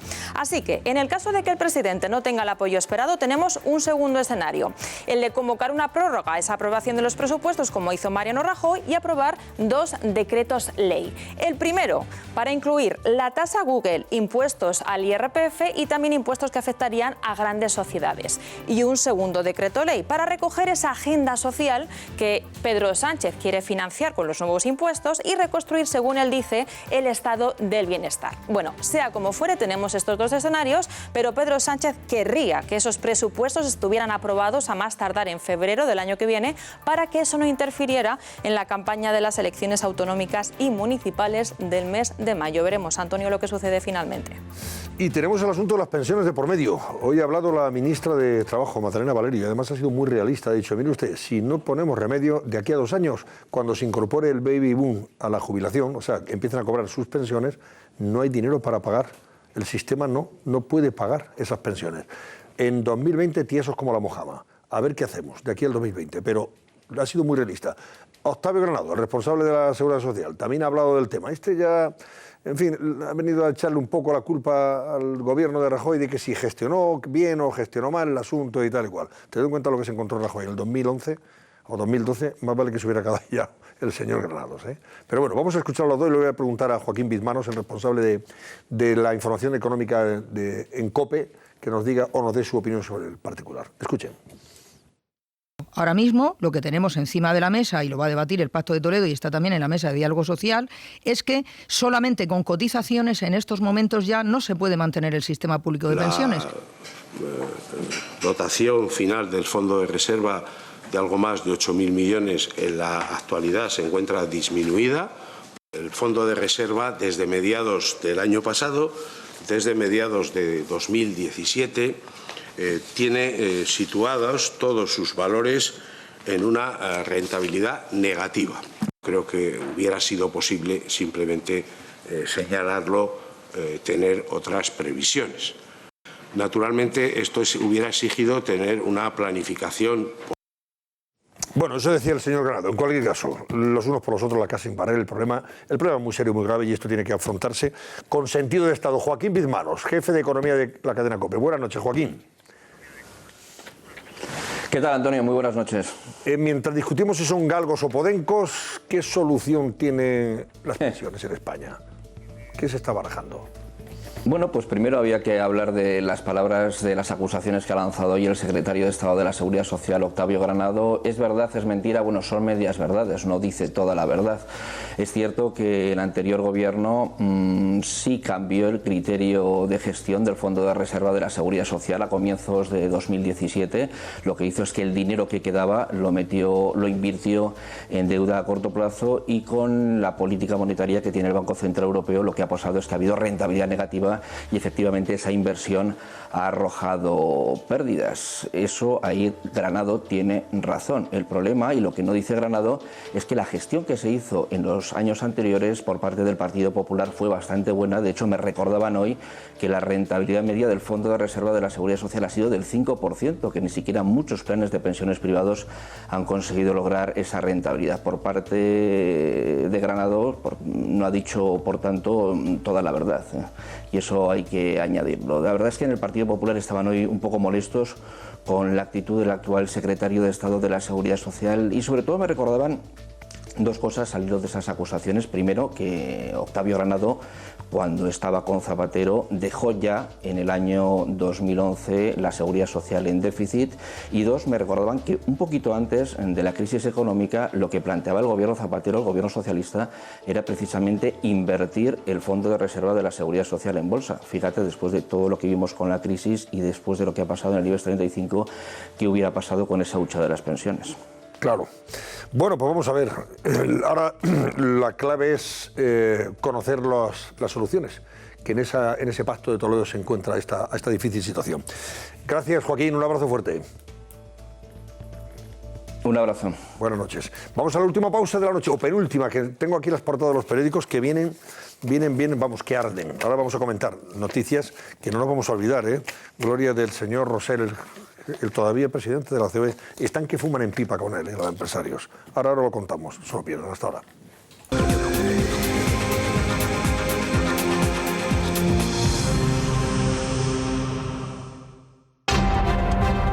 El Cascabel les trae las portadas de los principales periódicos que ya pueden encontrar en las aplicaciones móviles y mañana en los kioscos. Comentamos las portadas a continuación. Bueno, pues ven ustedes la portada del Mundo, periódico que dirige Paco Rosell. Destaca fundamentalmente lo que ha pasado hoy en el Parlamento de Cataluña. Abriendo portada, Esquerra Republicana de Cataluña se ha aliado con el Partido Socialista de Cataluña para expulsar del Parlamento catalán a Puigdemont. Eso lo que refleja, de alguna manera, es la división que ahora mismo hay en el separatismo entre Juntos por Cataluña, el partido de Puigdemont, y Esquerra por otro lado. El independentismo se parte y queda en minoría por la negativa del que fue presidente y huido, el golpista Puigdemont, a ser sustituido. Y como no quiere ser sustituido, en virtud de lo que decide el Tribunal Supremo, quiere seguir ahí. No quiere ser sustituido, Antonio, y el presidente del Parlamento no quiere ir camino de prisión. Es decir, no quiere asumir aquí el desacato al juez Llarena. La clave es que el señor Torrent, que es el presidente del Parlamento, es de Esquerra Republicana de Cataluña. Y claro, y los de Esquerra han dicho, a ver si vamos a mandar a la cárcel a y el toreo de salón ya se ha acabado. Y el otro allí tomando cerveza y mejillones en Bruselas. Aquí hay una línea divisoria, que son los huidos que se han librado de la cárcel y los que están en la cárcel. Y esa línea la marca la ley, claro, además. Y entonces, pues, los que están fuera todavía pueden estar en el desafío, pero los que están en la cárcel... están los demás tomando nota de que ese es el camino que les espera, claro. Por cierto, uno que está en la cárcel y que ha recibido muchas visitas, entre otras, y ha sorprendido, por lo menos en el ámbito de la COE, es el presidente de la COE, bueno, me refiero a Junqueras, que ha sido visitado por Rosell. ¿Quién es Rosell? El presidente de la COE, Juan Rosell, que ha ido acompañado, por cierto, del líder de UGT. Álvarez, sí. Del Álvarez, Los dos se han ido hasta la cárcel de Lledoners, ¿dónde está ahí? Lledoners está Junqueras, bueno, y los dos han ido a verle. Entonces ha sorprendido, dice El Mundo, irritación en la COE por la visita de Rosell a Junqueras. Bueno, ¿Juega Rosell? Pues no, Rosell, es que ¿está de salida y hace lo que le da la gana a este hombre o qué? Rosell le queda un mes y yo creo que probablemente lo que ha hecho es lo que hubiera querido hacer antes, pero en este momento ya, bueno, pues... Para quedar bien, ¿no? Dice, como ya me voy de Madrid, me voy de la COE y tal y cual, pues para que me reciban, hombre, que vean que yo no he sido tibio y tal. No, de hecho, mañana llevamos unas declaraciones de algunos miembros de la directiva de la COE, claro, y lo que declaran es que si no estuviera precisamente salida, le quedara un mes, presentarían una moción para que saliera de la presidencia de la COE. Claro, porque es inadmisible que el presidente de los empresarios acuda a visitar a un preso que ha participado de un golpe contra el Estado, obvio, de esa manera, ¿no? Es obvio que no es acertada la visita, pero la vida es que es muy larga. Y este señor, yo creo que se ha dicho, pues mira... voy a seguir viviendo en Barcelona. Yo voy a seguir viviendo en Barcelona, yo tal... Caray, voy a hacer un gesto, y es un gesto que evidentemente cabrea a toda la COE. Carmelo, pero efectivamente, si no hubiera estado de salida, tampoco lo hubiera hecho. Lo ha hecho porque... Claro, yo creo que lo ha hecho precisamente... Cabe la posibilidad de que el señor Rosell piense, como mucha gente en Cataluña, y no necesariamente son independentistas, que esa prisión preventiva excede ya o está pasando demasiado tiempo. Bueno, entonces, él libremente, y sobre todo porque ya se siente libre, porque va a salir ahora, a finales de año, sale de la presidencia de la COE, va y visita, como muchos otros han hecho, porque yo quiero recordar, Joan Manuel Serrat vino a dar un concierto a Madrid y se fue a verlo, y no es independentista. No, pero vamos a ver, significado precisamente, y le han llamado fascista por no ser Serrat se representa a sí mismo. Claro. El presidente de la COE representa a los empresarios. Sí. Y, por cierto, es verdad que este es el colofón de un periodo en el que apenas se ha pronunciado cuando se han ido 5.000 empresas de Cataluña, y no le hemos oído pronunciarse en defensa de las empresas. No ha sido una voz activa. Ha permanecido todo su periodo en un silencio, digamos, cauteloso. Sí, no ha sido rompedor ni revolucionario ni vanguardista, pero sí hizo alguna. Y en cambio, en este caso sí que ha dado un paso que es significativo. Y lo prudente es que él se hubiera esperado. Y una vez sale de la COE, que dentro de un mes puede haber... Se lo hubiera criticado igual. Bueno, sí, pero... pero se dice, ahora yo ya no soy el presidente, claro, y yo, Juan Rosell, me voy a visitar a este señor, que a lo mejor es su amigo suyo. Si no es lo que es... Vamos a ver, si es su amigo, yo de verdad reivindico el derecho de la gente que tiene amigos que están en la cárcel de ir a visitarlos. Sigue siendo presidente de los empresarios, hombre. No, claro, y además, esto es como y el cargo, él no puede prescindir del cargo cuando hace un acto. Nosotros nos representamos a nosotros mismos, pero también al medio en el que estamos trabajando. Claro, es que es así. Antonio, y lo que hagamos va en detrimento... Antonio, como no había ciudadano Llarena y juez Llarena, claro. No. O sea, no se puede desligar. Como tampoco hay señor Sánchez y presidente del gobierno. Es el presidente del gobierno. Y en este caso es el presidente de los empresarios. Y si quiere hacer esa visita, o deja la presidencia o consulta al órgano que represente al resto. Es decir, tendrá una junta de gobierno. No lo sé, probablemente lo ha consultado. Y en ese caso, nada que decir. Pero no lo sé si ha ido él solo. Hombre, por lo que dice El Mundo, parece que no ha consultado, ¿no? No ha consultado. Claro, pero entonces él lo hubiéramos sabido. Claro, si hubiera sometido a consulta eso en el seno. Claro, pero entonces no puede ir como ciudadano Rosell cuando es el presidente de la COE. Según la información que tenemos, es una información, una decisión absolutamente personal que no ha contado con la COE, pero hay que decir una cosa, que cuando eres tú presidente de la COE, que miles de empresas han tenido que ser Cataluña por un proceso alientado por este señor, el señor Junqueras, hombre, si te debes al cargo, te debes a la responsabilidad de los que te han elegido y eres la voz de los empresarios, debes mantenerte en tu sitio hasta el último día que salgas de la presidencia de la COE. Y eso debes estar... Es decir, debes estar a la altura del cargo que representas. Aquí no cabe el ciudadano, como ha dicho Gloria con toda la razón, no es el ciudadano Rosell, no es el ciudadano Álvarez, sino ciudadanos que representan a organizaciones. Una cosa es que haga un manifiesto en favor de ello, otra cosa es que quiero que antes Marco Chiasa nos cuente qué ha pasado hoy en el Parlamento de Cataluña, porque es muy significativo esa ruptura, esa división, ese enfrentamiento entre los separatistas que ha permitido que pierdan la mayoría parlamentaria, lógicamente, y no han sacado adelante votaciones simbólicas, en cualquier caso, pero oye, simbólicas con muy mala milk. Querían reprobar al rey, Felipe VI, querían apelar de nuevo o reivindicar el derecho de autodeterminación y aprobarlo como algo natural y normal, y por ejemplo querían hablar y denunciar de la persecución política de sus presos y de exiliados, etcétera, etcétera. Bueno, pues todo eso se dio al garete porque no tenían mayoría y ya lo han sometido a votación y han perdido, y punto. Ahora, ¿esto qué pasa? Nos puede abocar a un adelanto electoral. Ya hay algún periódico de mañana que dice que sí, que puede haber elecciones a la vuelta de la esquina. Marco Chiasa, cuéntanos, venga. Antonio, buenas noches. Sí, Esquerra Republicana se ha aliado esta mañana en el Parlamento con el PSC y la mesa del Parlamento no ha permitido, por tanto, que los diputados procesados de Junts per Catalunya hayan podido delegar sus votos, y eso ha provocado que, ante la negativa de Puigdemont de obedecer a los letrados, el independentismo haya quedado en minoría y hoy haya perdido sus dos primeras resoluciones, sus dos primeras votaciones. La primera resolución para reprobar al rey Felipe VI ha fracasado, y la segunda para reivindicar el derecho a la autodeterminación también ha fracasado porque ha sido tumbada por la oposición. Las relaciones, como comentabais, entre Esquerra Republicana y Junts per Catalunya están peor que nunca. Junts per Catalunya acusa a Esquerra Republicana de tener miedo a la justicia española y Esquerra Republicana acusa a Junts per Catalunya de haber dejado al independentismo en una minoría parlamentaria. Eso sí, en relación a lo que me decías, Antonio, ambos partidos están condenados a aguantarse como mínimo hasta el día en que se conozcan las sentencias de los diputados encarcelados, pero vamos a ver si aguantan hasta ese día, porque la ANC ya ha dicho que si siguen así irán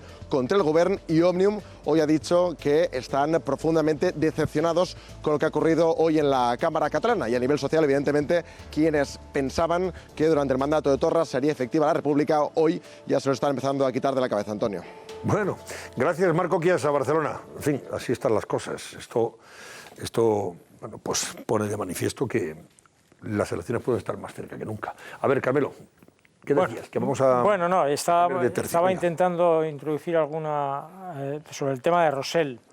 El tema de Rosell, a mí me parece que él podría haber salvado de alguna manera su carácter de presidente de la COE y hacer esa visita si hubiera manifestado claramente a su organización y lo hubiera dicho públicamente que lo hace a título personal. Lo ha hecho, eso, bien, no, pero... Ha dicho que voy por amistad personal y no en calidad de presidente de la COE. Lo ha explicado, por eso digo... Sí, lo ha explicado, pero sí. Es que no vale. Quiero decir que lo hubiera hecho, digo, antes a haber comunicado antes a su organización que él iba a hacer una visita a título personal, para evitar que su organización se sienta, digamos, de alguna forma...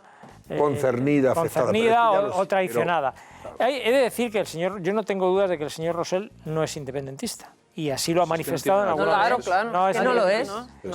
Pero también es verdad, y voy a hacer de abogado del diablo, que hay que estar en los zapatos de un empresario catalán para... Pero yo te traslado esta pregunta, Carmelo. Si el señor Rosell se presentara a la reelección de la CEO, ¿hubiera acompañado al señor Junqueras a la prisión? Si te he respondido antes a lo que has preguntado, pues yo estoy de acuerdo contigo en eso. Bueno, y yo sé que él no hubiera hecho eso, no hubiera dado ese paso. Lo da. Yo creo que estamos de acuerdo en todo. Claro, es decir, ¿y seguiría siendo amigo? ¿Está exactamente igual? Pues desde luego. Bueno, no, él sí puede ser amigo. Voy a la siguiente noticia del mundo, que es la otra pata de la portada de hoy y sobre la que hemos abordado y comentado ampliamente en nuestro programa, y es el asunto de Sánchez y su tesis. Hay otra cosa, Antonio, si me lo permites, en la portada, que es de un cargo de la Generalitat. Sí.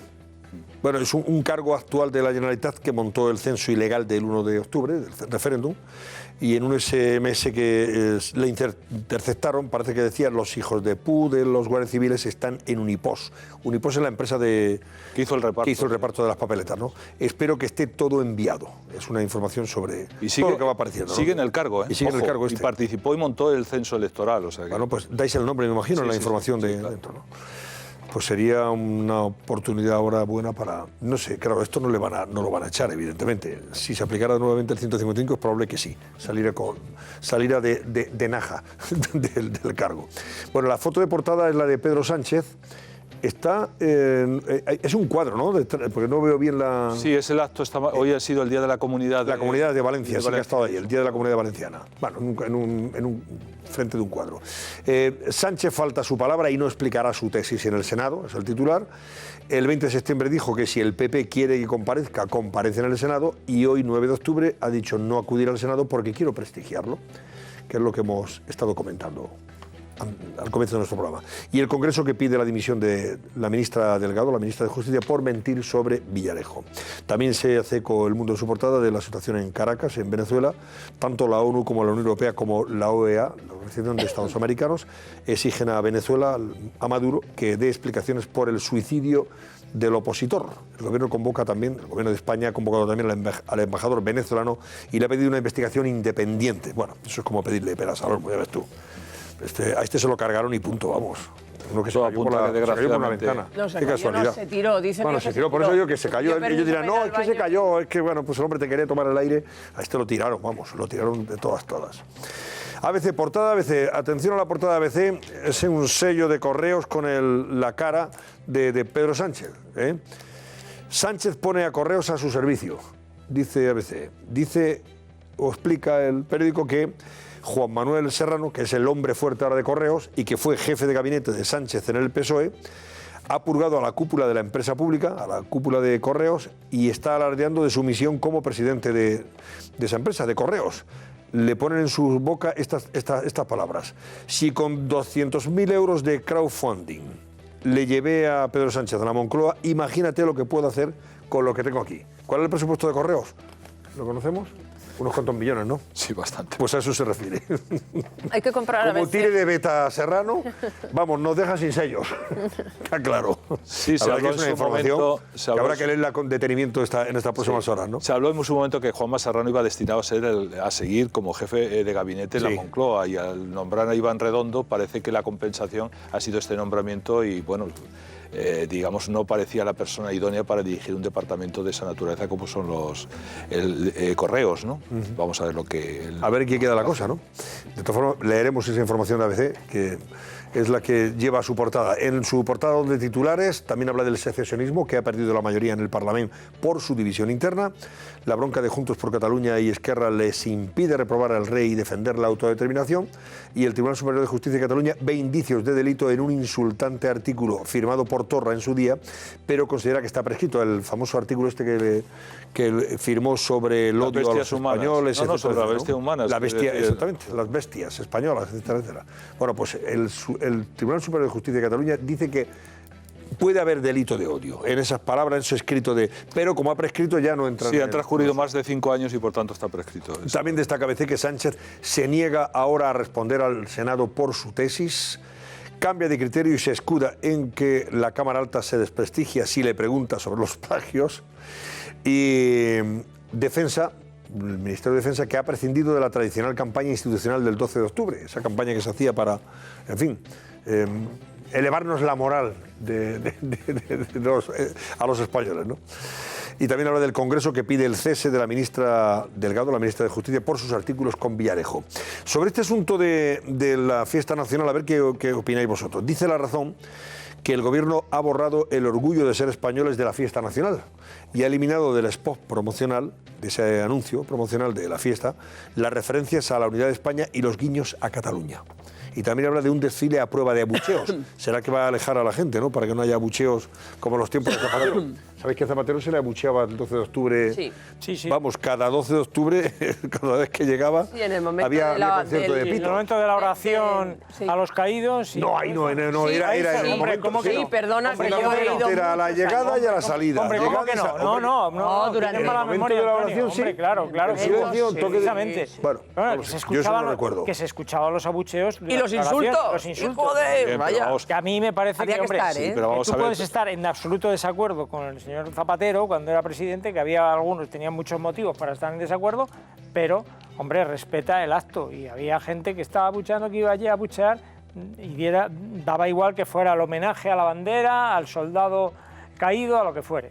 O sea, es que hay que tener memoria. Yo recuerdo que sí se le pitaba cuando llegaba. Cuando llegaba al momento en el que con el gobierno se reunía a la espera de que llegaran los reyes. Y entonces sí había un gran... En el momento que depositaba la ofrenda a los caídos, también. Iban un grupo de gente que iba exclusivamente a dar la bronca. Bueno, en cualquier caso, parece que este año el desfile va a estar... se ha hecho a prueba de esos abucheos y se va a evitar que Sánchez sea, en fin, abucheado, parece, según dice La Razón. Que también dice que el PP fuerza a Sánchez a ir al Senado a explicar su tesis. El presidente rehúye la comparecencia y en su foto de portada el pie de foto es evidente también, bastante contundente. A los 67 días por fin compareció en una rueda de prensa. Tanto se le criticó a Rajoy por lo de los plasmas y el plasma por aquí, por el plasma por allá, y resulta que Sánchez también tiene aversión a la rueda de prensa. Y sobre el independentismo, que se rompe y pierde la mayoría en el Parlamento, es lo que dice La Razón. Y aquí hay un artículo de Toni Bolaño, que siempre suele estar bastante bien informado, ¿verdad? Sí. Toni, de lo que pasa en Cataluña, y él habla de no llegaremos sin elecciones a mayo. O sea, que da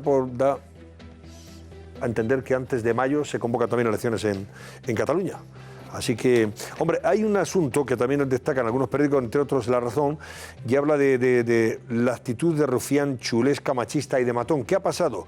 En esa comisión de investigación sobre la presunta financiación irregular del Partido Popular, una vez más la ha montado Rufián. Y se ha encontrado con una diputada del Partido Popular que acompaña a Álvarez Cascos, el que fue secretario general y que comparecía hoy en esa comisión, y parece, según dice esta diputada, en un momento determinado Rufián, pues alardeando de su mal gusto, le guiñó el ojo y además le llamó, eres la palmera de...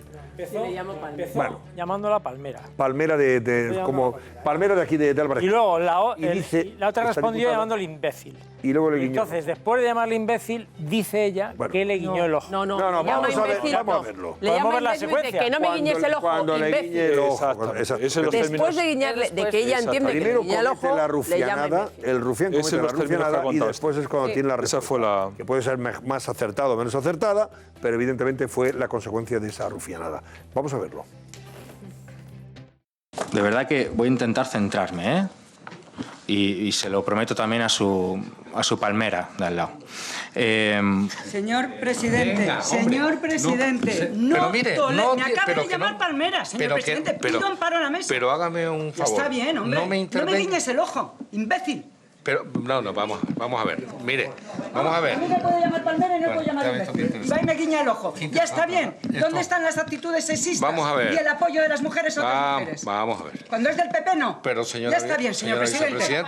Y no le permito que me meta usted a mí en ninguna... Pero vamos a ver, mire. Si esta presidencia no me da amparo... Pero, señora vicepresidenta, hombre, usted debería ayudar un poco. Lo siento, señor. Bien. Beatriz Escudero es diputada del Partido Popular y se ha marchado. Se ha ido y punto. La verdad es que es muy difícil aguantar a Rufián, ¿eh? Oye, es que si fuera la primera de Rufián, pues tú dices, bueno, hombre, el hombre hoy ha estado un poco más desafortunado, ¿no? Pero es que cada vez que hay una sesión de estas, la monta el tío. Faltón. Hombre, es un faltón y un mal educado y un... Chulito. Claro, lo triste, y después le he visto que él decía, no, bueno, sí, en eso tenéis razón, ¿no? Pero lo triste es que hoy se pretendía hablar de la financiación del Partido Popular y si el señor Álvarez Cascos, que fue durante mucho tiempo el secretario general del PP, sabía de las cosas que dijo Bárcenas en sede judicial y que pronto se juzgarán los papeles de Bárcenas. Bueno, pues al final la noticia es que el señor Rufián, que si le guilla el ojo, que si le llama palmera, que la diputada le llama imbécil... Pero oye, por lo favor. Que ha ocurrido hoy no es ninguna novedad, es lo que venimos diciendo a cada una de las... Lo que está ocurriendo continuamente. Si recordamos el día que fue Aznar, que fue el precedente a la comparecencia hoy de Álvarez Cascos, el ceremonial fue el mismo.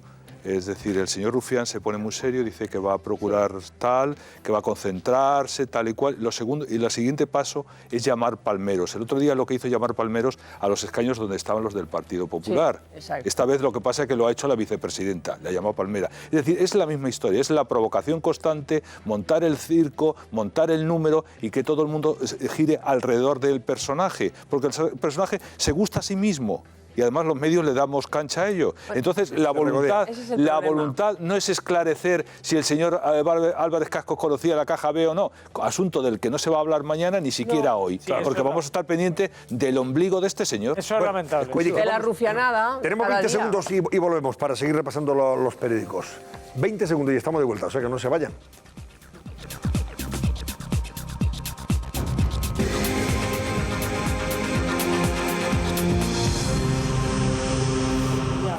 Bueno, vamos a ver, completamos la portada de La Razón que dice que también previsiones del Fondo Monetario Internacional. Según el Fondo Monetario Internacional, España va a ser el país que más va a frenar su crecimiento el próximo año. Ojo con esa noticia. Lo de me fastidian los profetas, o mejor los profetas, sí. Es verdad que duele, pero en fin, a ver qué pasa. Ojalá no se cumpla esa previsión. El País destaca que el choque entre los secesionistas lleva a Cataluña al desgobierno. Y yo me pregunto, ¿cuándo ha estado gobernada Cataluña en los últimos 4 años? Tiene un poquito de gracia, hombre, tiene su ironía Yo creo que debes tirar... Tendría que decir profundiza. Más años, no precisamente si fuera hace 4 años, pero llevamos bastante más años que Cataluña está absolutamente... Pero si está desgobernada desde hace ya 4 años. Ya pero la noticia es que había una ruptura del independentismo soterrada que ha aflorado con toda su ostentación, porque lo que se ha roto hoy en el Parlamento de Cataluña se ha roto, digamos, de manera oficial, hasta el extremo de que han perdido 2 votaciones muy emblemáticas, absurdas si se quiere, porque es una reprobación del rey y la otra era la reclamación del derecho a autodeterminación, pero son muy emblemáticas. Claro, son simbólicas del independentismo. Y habrá que demandárselo cuando llega. Oiga, no, si el Parlamento ha dicho que no a la reprobación. Yo creo que además he oído de gente de Esquerra decir: si no quieres ser sustituido, refiriéndose al señor de Waterloo, si no quieres ser sustituido, vienes tú y votas, y vas a la cárcel tú. Claro. Porque claro, el asunto es, no, yo no quiero ser sustituido, pero a la cárcel que vaya Torrent. Lo que se ha producido, a mi juicio, hoy lo más importante es que han roto el cordón umbilical con Puigdemont. Eso es lo fundamental. Esquerra, que lo han dejado con el trasero al aire. Es decir, la propia dinámica que imponía Puigdemont terminaba arrastrando a Esquerra y hoy se ha roto, entre otras cosas, porque, insisto, el presidente del Parlamento de Cataluña, si hubiera votado eso, iba a incurrir en un desacato e iba camino de... Pero esa ruptura, Paco, yo creo que esa ruptura ya estaba, con Esquerra ya estaba completamente roto. Hoy lo han hecho oficial. Hoy se ha oficializado. Bueno, vamos a ver cuánto dura, ¿eh? Hoy se han atrevido a ver cuánto dura y si realmente esto es el principio del fin de esa entente Antonio, separatista. yo creo que hoy ha sido el primer paso de una ruptura como si fuera celular. O sea, sí ha partido, PDK por un lado, Esquerra por otro, que sabíamos que estaban así, pero sí ha oficializado. Pero mañana veremos la división dentro del PDK. Y volverán, dentro de este grupo, se partirán. Porque unos estarán a favor de seguir con la teoría Puigdemont, de vamos a saltarnos la ley, y los otros, votar y que tomar consecuencias de esos actos. A ver ahora, Gloria, en sabemos dónde de eso va. Claro. A ver ahora por eso digo que queda el siguiente paso de la partición. Venga, pues completo ya el país, que dice que el Fondo Monetario Internacional cree que España tardará más de 5 años en bajar el déficit del 2%, y habla también de la Guardia Civil, que alerta del riesgo crítico de terrorismo cibernético, de ataques cibernéticos. Esto ya está pasando hace muchísimo tiempo. Pero ahora ya es un tema... Pero muchísimo tiempo. Y La Vanguardia, que habla del independentismo, que pierde la mayoría en el Parlamento, la ruptura de Juntos por Cataluña y Esquerra por el voto delegado de los diputados procesados, del Pleno que rechaza reprobar al rey y la autodeterminación, y Colau, que trata de recuperar la confianza de la Guardia Urbana. La alcaldesa de Barcelona promete a los agentes dar más visibilidad a su labor, y sin embargo se ha cargado el grupo de intervención inmediata o rápida de la Guardia Urbana. Mañana tendremos, por cierto, uno de los guardias que nos va a contar lo contentos que están ellos con la señora Colau, sí, por las narices. Bueno, pues hacemos la última pausa y volvemos para cerrar nuestro barómetro, y algún comentario que ustedes le habrán enviado seguramente a Lucía Crespo, que querrá leernos. Hasta ahora mismo.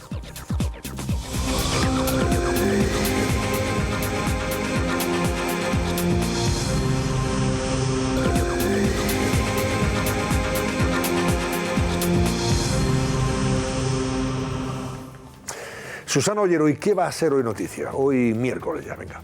Venga, pues vamos, Antonio, con esa agenda de hoy, ya miércoles, como muy bien dices, 10 de octubre. Bueno, pues arrancamos en el Congreso de los Diputados. Allí el presidente del Gobierno, Pedro Sánchez, se va a someter al control de la oposición en una sesión marcada por varios temas: su tesis doctoral, los presupuestos generales, la crisis catalana y la reprobación de hoy de la ministra de Justicia, Dolores Delgado. Y justo Dolores Delgado es también la protagonista de nuestra segunda noticia, porque va a comparecer en la Comisión de Justicia, también del Congreso, para explicar su relación con el excomisario José Manuel Villarejo. Y por último, el Tribunal de Cuentas va a juzgar al expresidente catalán Artur Mas, a los exconsellers Joana Ortega, Irene Rigau y Francesc Homs por los gastos de la consulta popular del 9 de noviembre de 2014. ¿Se acuerdan? Pues todo eso mañana será parte de nuestro programa, Antonio. Bien, gracias, Susana. Y el barómetro, Lucía Crespo, ¿cómo ha concluido? Amplia mayoría del sí, Antonio. El 76,8% considera que Pedro Sánchez debería aclarar esas dudas en el Senado sobre su tesis doctoral, frente al 23,2% que considera que no. Bueno, pues eso es lo que han decidido ustedes. Gracias, Lucía Crespo. Hasta mañana. Adiós, Gloria Lomana y Paco Rosell. Adiós, Esther Jaén y Carmen Encinas. Buenas noches. Y ustedes también. Les dejo con un nuevo capítulo del Comisario. El comisario está que, bueno, se sale. La verdad que están siguiendo con mucha atención esta reemisión o reedición del Comisario en televisión, después de su estreno hace ya 9 años. Disfrútenlo.